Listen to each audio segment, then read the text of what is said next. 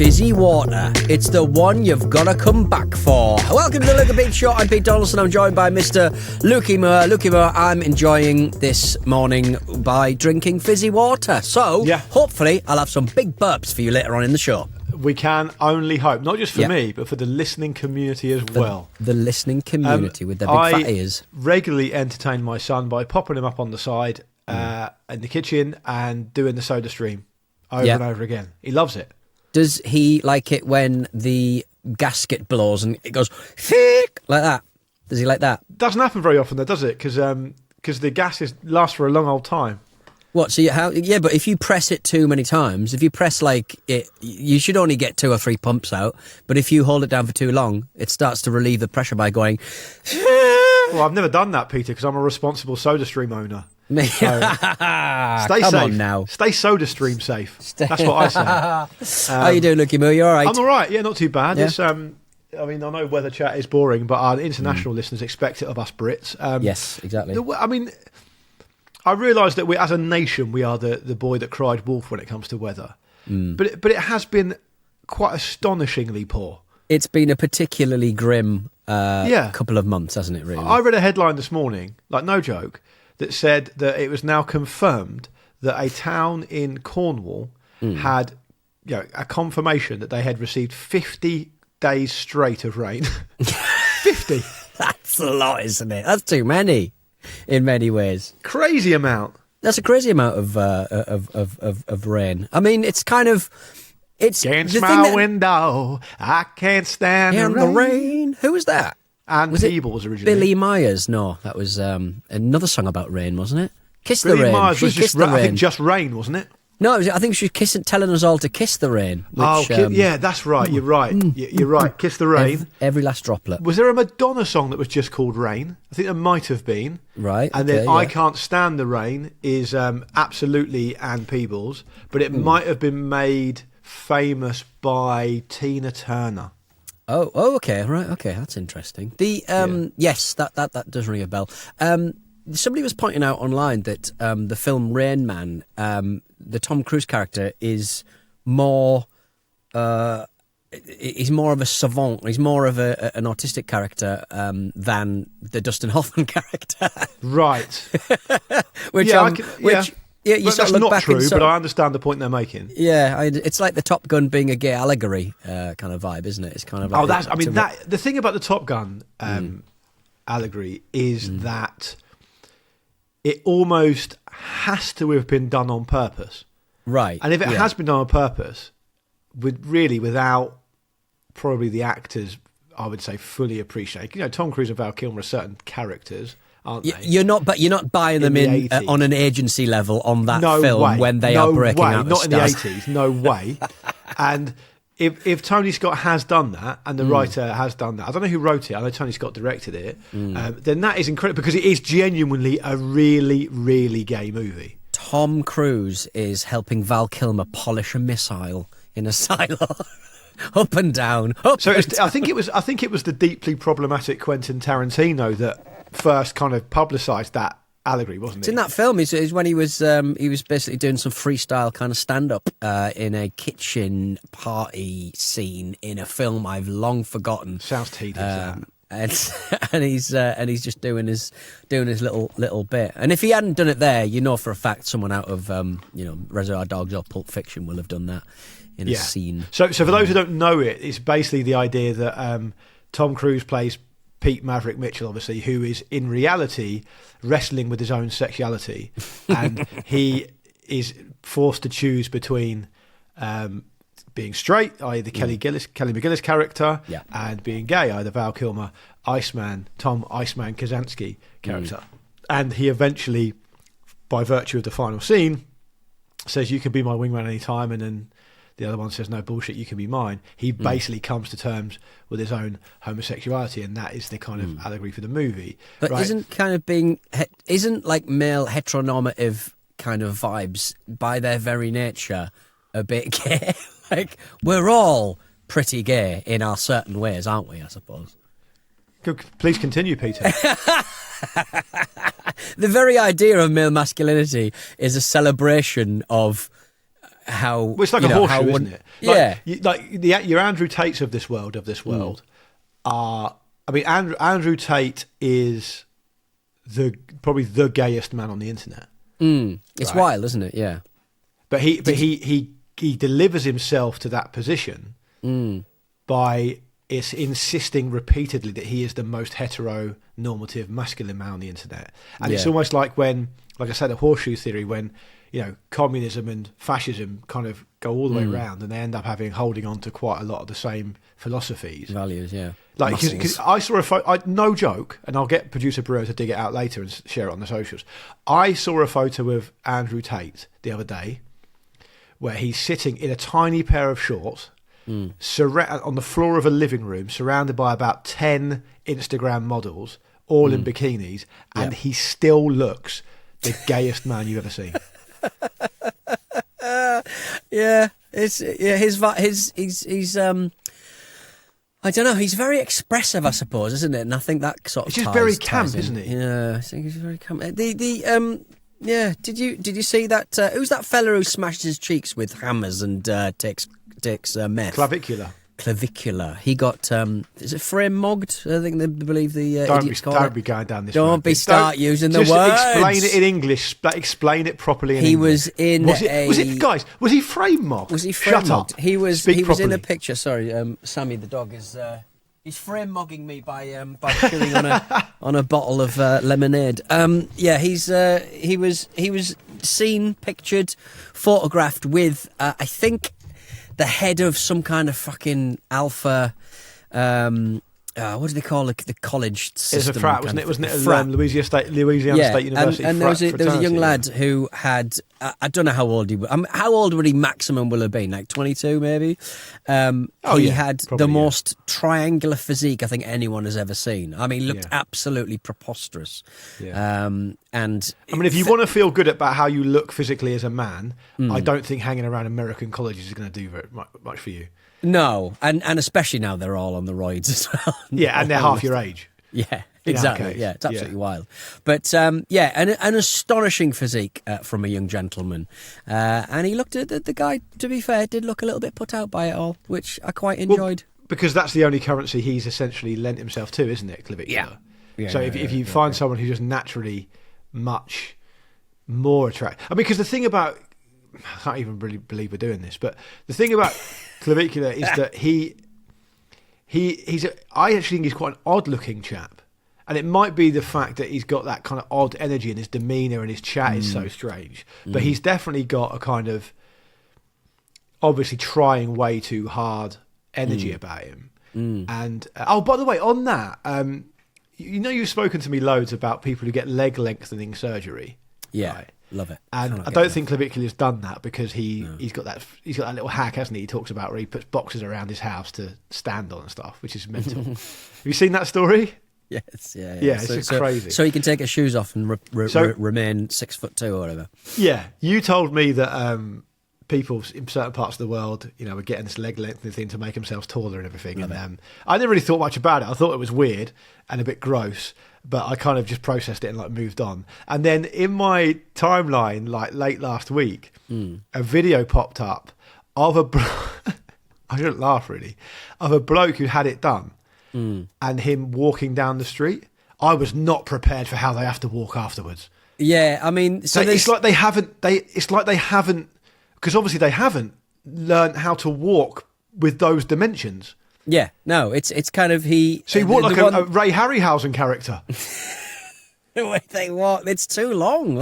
Your body's, you've not learned how to walk with particular, because you can only break and lengthen one bone, and you kind of need it all to be in proportion for it to work. You've just made one part of your body incredibly long, and it's a bizarre situation for anyone to be in. And they've obviously gained so much height so quickly. They're in a situation where they have to deal. Have they been told about this? Are they briefed in advance that yes, you will be taller? You will be taller, but you will walk like a freak. He walks like one of the fucking skeletons in Jason and the Argonauts. Is it Day of the Triads? Is that Triffids? Day of the Triffids? Triffids. Which is I might think with War of the Worlds, the things on the big stilts. I'm thinking of the one Jason the Wells Argonauts, but Day of the Triffids is a Right. John Wyndham sci-fi. It's when all the plants come to life, isn't it? Yeah, probably not that actually. Do but you yeah. know what? Speaking of that, I mean, in retrospect, this is quite weird, but at the time, I didn't really question it. So my parents were and are very big readers, right? They love to read, and one of the things they did for me, which is amazing, of all the many things they did for me, is it basically almost just completely by osmosis got me really into reading from a very young age, and what they would do is they would obviously buy me books or get books from me from the library or whatever, but they would also give me their books, right? Right. So and I've still got quite a lot of them, and I would be like 8 or 9 years old. And my mum and I vividly remember my mum and dad. I got home from school one day. They'd left a box in my room of a load of books that they wanted to get out of their bookcase or whatever. And I thought I might like them. Like, oh yeah, just look through those, see which ones you like. And they started recommending ones to me. And a lot of it was John Wyndham. Do you know John Wyndham? I don't. I'm not familiar. I'm thinking of the bloke who did. I'm thinking of John Farnham, aren't I? The Voice. So John Wyndham was like a British science fiction writer who wrote Day of the Triffids, right? And he also wrote this one called The Kraken Wakes, right? And it's all this. And he also wrote another one. I forgot about this one. I'm just looking it up now. Another one called Chucky. Chucky, I remember Chucky. About a boy who's got like a really sinister imaginary friend that turns out to be some kind of like alien consciousness that's occupied his mind. The Kraken Wakes is about this like all these creatures that come out of the ocean and start basically terrorizing humanity. And I'm like lapping these up at like 8 or 9 years old. Who's the guy who did all of the... Who am I thinking of, the guy who did all of, like, the octopus stuff? Oh, God, what's his bloody name now? And he was really problematic. Like, really problematic. The guy who did all of that... All the octopus stuff? All of the octopus stuff. You have to meet me halfway here, mate. Big octopuses coming out of the fucking deep. Fucking... Not Jules Verne. Jules Verne? Jesus Christ. Is it Jules Verne? 20,000 Leagues Under the Sea? I don't know, man. Who did the Kraken stuff? Who wrote about the Kraken quite a lot? John Wyndham did the Kraken Wakes. I've just told you that. I know the Kraken Wakes, but it's a different thing. He didn't invent the idea of the Kraken, did he? No, I guess Release not, the Kraken. Yeah, do you remember that? It was a football commentator, wasn't it? When somebody smashed the ball as hard as they could. Release the Kraken. Pete, Bruno tells me that it might be H.P. Lovecraft. H.P. Lovecraft. H.P. Lovecraft. That's right. Yeah, he was a real... I love that Bruno's only been working on the show for like 3 weeks and he's already picked up your fucking... Already getting involved, isn't he? Yeah. Lovecraft was all of like the scary octopuses, octopi and stuff, wasn't he? That's kind of his vibe. Yeah, I mean that's fair. I didn't get it from what you. In my defence, and people may not want me to defend myself, but in my defence, who's the octopus guy was all allowed to go on that occasion, which even for me, with the experience I've got of you, was tricky. I'm looking him up now. Apparently, he was a massive racist. So that's the one. Big that's white the supremacist. One. But you know what though? Without getting too far down that road. You would, even if you're particularly sensitive to it or awake to it, even you would be surprised the amount of stuff in history that is informed by white supremacy. Like, oh, what do you mean? As in, like every single, like it feels to me like every single policy decision made in the US from like the founding of it till 1968 was made on the basis of white supremacy. Mate, like, fucking, there's racist bridges, do you know what I mean? Like, bridges designed to keep black people in one place. It's absolutely like, and they're the building blocks of your infrastructure. It's absolutely insane stuff. H.P. Lovecraft was a character then, was he? Yeah, he was very, he had very strong opinions about race, I think. He's a very problematic man, and also a massive atheist as well. So there we go. Okay. Some people would say they go hand in hand. Not me. Not me. Marcus? Certainly not me. Well, come on. I'm joking. You can't do it about people who aren't here to defend themselves, Peter. You say that every time, and then you do it anyway yourself. No, you but can't nobody calls you out on it. Exactly, because I'm doing it. I think, look, if I'm not here, I'm giving you carte blanche to defend me, all right? So defend me. No, if I don't want to defend you. Defend me. No, I say... that's the thing, and Marcus says this to me, like, when we get... You won't necessarily know this. Right. unless I've told you. But we get so a lot of the time, whenever if I have a listener to the Ramble or to the Luke and Pete show grab me in the pub or on the tube or whatever, they'll always say, "Oh yeah, I like your show and everything." Without question, invariably, the next thing they'll say is, "Where's Pete? What's Pete like? How's Pete?" Right? Right. And or they'll ask a specific question about something you've said or done. And Marcus said this to me, and I totally agree. He said to me, "We probably play down how weird you are. We don't talk it up." Okay. Do you agree with that? I think but then I would say that we play down how weird you and Marcus are as well, in that that we don't really mention your eccentricities, because that's my. But what are my eccentricities? Tell me. Height, frame, leg lengthening, framemogging. Always framemogging.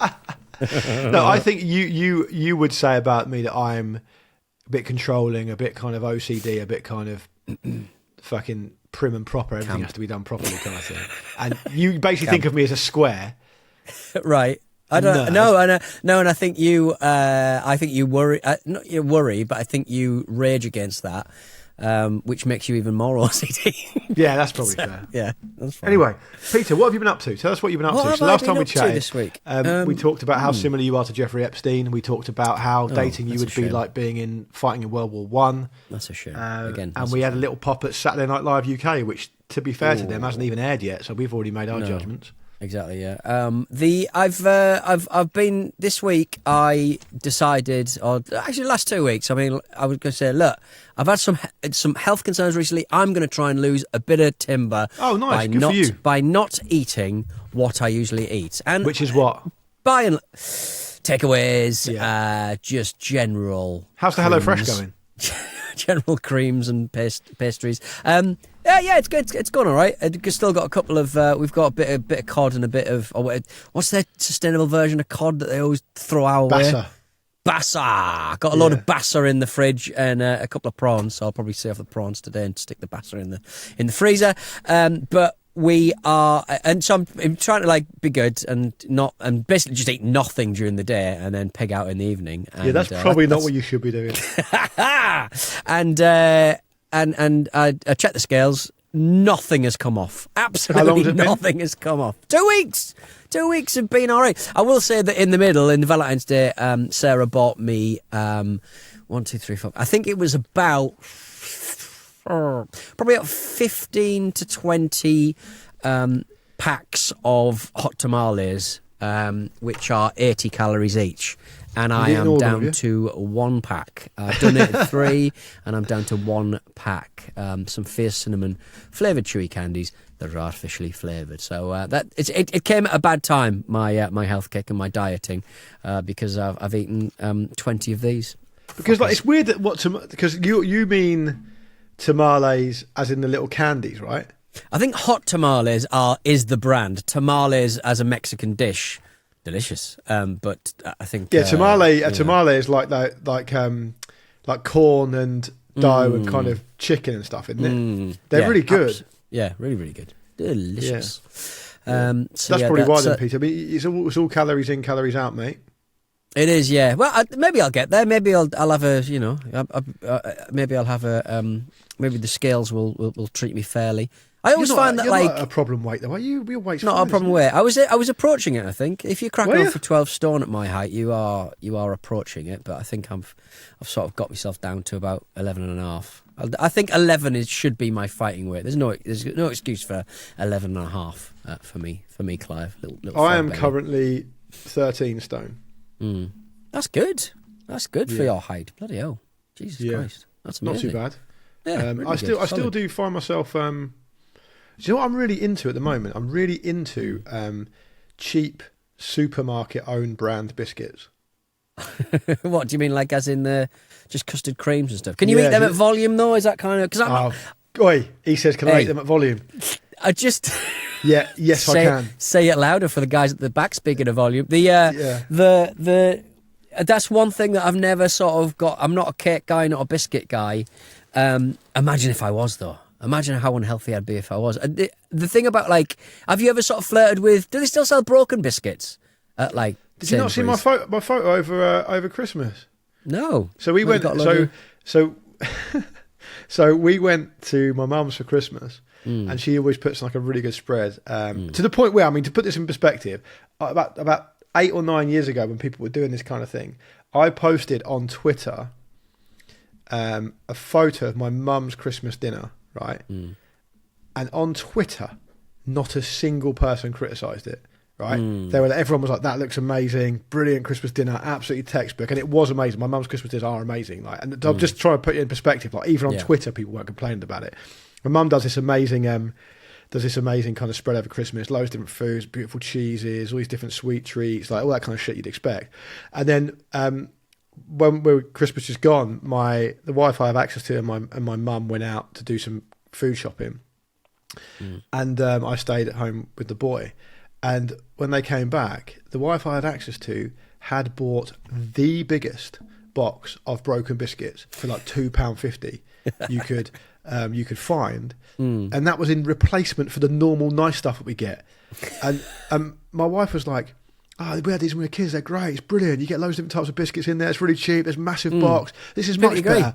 I was like, "This is not fucking better than like those amazing like taste the difference like Marks and Spencer shit that you normally get." But you never know what you're going to get. And once you put it into a cup of tea, it's all just fucking flour and sugar, isn't it? Really. Some of the biscuits weren't even broken. Exactly. That's the great thing about biscuit factories is there's no waste.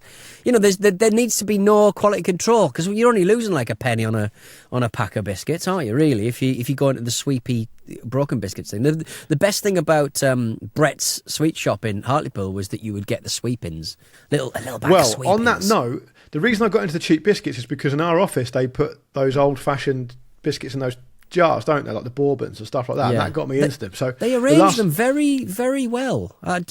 Curiously well, in my opinion. Yeah, I agree. The last week or two, I've been into fig rolls, Garibaldi, fig rolls, malted milks. Right. Fig rolls feel to me the healthiest of all the biscuit. I don't know why. It's the compounded prune or plum or whatever the fuck it is. Or fig. Date. Oh, what? Fig? Fig? Oh, yeah, it's a good point. You've gone through every single adjacent fruit, ignoring Nothing, the one that's in the name raisin, of the product. A big I bet it's one of those things like soy sauce. That there was a big expose on soy sauce recently where they said that none of the high street brands have any fucking soy in it. I reckon it's probably one of those things where it's just compounded fucking sultanas and stuff that they're painted purple. I like that you've tried to unearth a completely fictional, unimportant conspiracy. So rather conspiracy than just say start men arguing with their wives, and you are my wife for the situation. Speaking of, I think there aren't any figs in fig rolls these days. Actually, Bruno, look it up and put it in the running order, and we'll look it up and put it in the running order. For crying out loud. But speaking of sweepings, I treated myself a while back to a massive, like sweet shop sized jar of toffee crumble. Toffee crumble. You want to see it? I'm going to get it for you right now. As in, like, so I'm just going to speak while Luke gets his big jar of toffee crumble out. I presume it's that kind of like caramel orange. It almost looks like the sort of thing you see in a wall. Oh no, toffee crumble is completely different to what I'm thinking of. Toffee crumble is like it's like cat shit. It's like it's basically pet food, you guys. Dusty, right? yeah, it's like little dusty pet food. It's sweepings, sugar, and a load of E numbers put into these little kind of mini torpedoes. And you used to be able to buy a quarter of a pound of them at the sweet shop when you were a kid. Classic, that. And I was like, how much is a whole jar of them? It was like £8. I can afford to buy a whole jar of it. And I'm there's just going to do it. And they're like, it's almost like how suet is delivered. It's like exactly soft, like that. Soft exactly and yielding. Like it's very delicious. I'd grab a handful of them every so often when I need a little pick-me-up. Lovely stuff. They have 100% swept that off the bottom of the factory floor. 100%. How are you pulling 12 stone at this point with your sweepings, honestly? I don't even know how they're allowed to sell them, but they claim it's made with real chocolate, biscuit, caramel, and dusted with cocoa powder. Yeah, okay. Well, there we go. Well, as it stands, a little course correction from producer Bruno. McVitie's fig rolls are 30% fig paste. Now... That conspiracy's died withered on the vine, withered on the fig vine. Has it really? Because, I mean, 30%, what's in the 70%? I mean, if you look at a fig roll, probably about 60% should be the filling and the rest is just the flour and the things that surround it. I'm fairly certain they'll be tossing in a few raisins in there. I would say that McVitie's fig rolls are nowhere near as good as the Sainsbury's own brand ones. And in the US, they call them Fig Newtons. Fig Newtons. Yeah. Wow. For your Fig Newton meter. Well, I mean, I interviewed a couple of nights ago in the evening a guy who'd written a book about Big Daddy and giant haystacks, and if reports are to be believed, hilarious interview by the way, because I spent the first 10 minutes basically blaming him because I couldn't do the interview because I couldn't hear him but he could hear me, or the other way around, and I kept on sort of like giving an email going, oh, should we try, Zoom? Should we try a different way of recording this interview? And I was like, oh, God, I just want to get off and watch some football. And it was me. I'd muted my microphone. Just good stuff. How long for? Just How did solid that go on stuff. for? About 10 minutes. And I was so flustered, I didn't even style it out and blame the internet, which was really poor quality. That from is me. very poor. You should be well versed in that now. Yeah, I know. But apparently Big Daddy and Giant Haystacks used to spend all of their time backstage at the wrestling shows talking about food they like with each other because they were big old fatties. So we're Were they just a pals couple as of... well then in real life? Yeah, I think so. I think they both came from quite modest beginnings, and both died quite close to poverty again. What do you mean they died quite close to poverty again? What happened? I don't think Big Daddy made the amount of money you would expect for someone who literally defined UK wrestling for 30 years, and certainly the late great Giant Haystacks died of cancer quite young. With a young family as well, and he didn't have any money. He basically he was British wrestling just died because of Big Daddy's overexposure and his brother obviously overexposing him, and Giant Haystacks had a final sort of run where he went to America, but he was over 30 stone at that point. He couldn't really move or run, and he went to WCW and he wrestled as Loch Ness. So there's matches with he was there to be the big monster heel to fight Hulk Hogan, but Hulk Hogan decided, as he would usually decide, that he didn't want to fight him because he was just looked a bit too dangerous to he just looked a bit clumsy and shit. So Loch Ness finally he had a few matches and then just spent his dying sort of couple of years just sort of picking up the odd booking in Europe, and How sad.